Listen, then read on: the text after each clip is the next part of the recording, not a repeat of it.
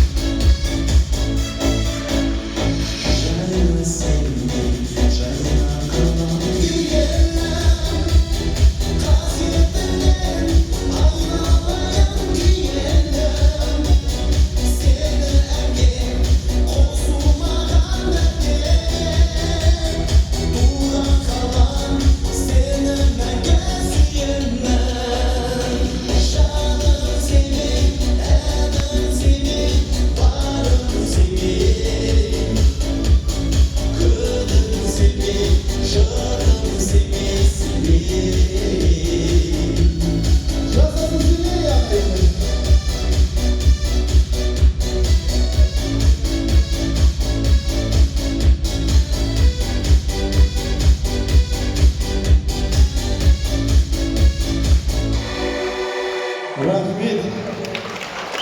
Енді аса қадірлі құрметті осы тамаша мерекелік концертке жиналған ағайын Қадырбек әкемізбен Сәуле анамыздың туыстары, достары, жерлестері, әріптестері, жан-жақтан келген барша ағайындары.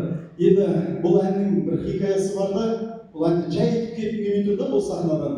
Себебі бұл осы 2016 жылдан бастап осы Қадырбекте әкемізбенен Сәуледе анамыздың қоластында қызмет етіп, осы жерде сахнада жүрген жүрісіміз, тұрысымыз, билеуіміз талай дүниені сол кісілер үйреткен бізге. Сондықтан да енді бұл сахнаға шығып, жай әнші болып шығып кеткім келмейді. Біз осы кісілердің балалары болып келеміз. Енді өзі екі баласы бар ғой, тауып алған балалар көп ол кісілерден, Аллаға шүкір. Бірақ сонда да бізде бас иіп рахмет айтамыз. Жаңағы ән Семейде қызық болып бір концертке барғанда маған айтады да, Семей туралы ән айтшы Мирхат дейді. Сен екі спонсорға қатысқансың, Семей сені қолдаған деп. Мен айтам, кешірім сұраймын дейді, Семей туралы ән жоқ деп. Мен айтам, сол кезде маған айтқаны ұят емес пе? Семейдің бір дүлдүл әншісінде Семей туралы ән жоқ деп. Соны осы ГДО-ға келіп, ГДО-ға келген сайын обязательно осы әкеммен, анаммен кіріп амандасамын. Осы әріптестеріне бәрін аралап шығамын, оркестріміз бар. Сол кезде кірсем, Қадырбек ән жазып отыр. Мына ән неме деп сұраймын ғой. Қадырбек сол кезде айтады, бұл Семей туралы ән дейді. Сонымен айтам, маған беріңізші бұлан мен. Как раз Семей туралы ән керек маған деп. Бұл кісі айтқан, ол балам деді да міне. Мәді бесін берді, сол кезде берген әніз болды, мен ойлаймын сіздерге ұнады деп сол әкеміз бен анамызға үлкен алғысымды білдіріп отырмын.